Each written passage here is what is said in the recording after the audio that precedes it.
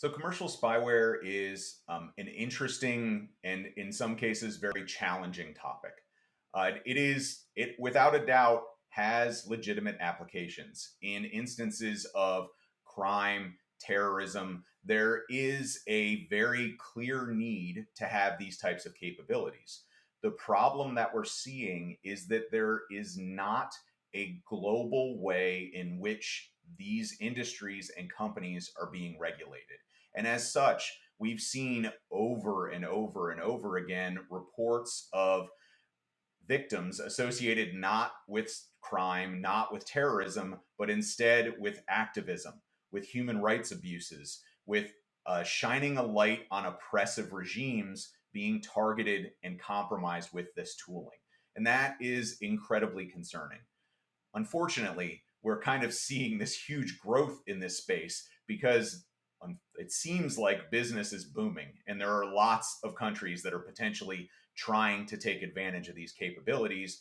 And without those types of controls in place, it creates a very dangerous landscape.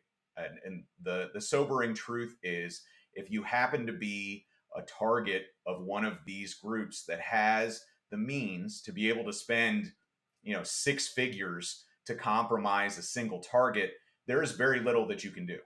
They're going to be using 0 days against you. They're going to be using unknown vulnerabilities to compromise your mobile platform with very, very little recourse on the end user. And that is very, very concerning to us. One of the other big challenges we see in this landscape is the lack of sharing.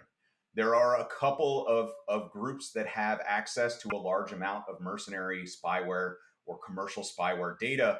It's just not widely shared amongst the community, which makes things like the technical analysis that we did of Citrox and Predator a one-off. You really don't see that deep level of analysis because the samples associated with these campaigns are not widely shared.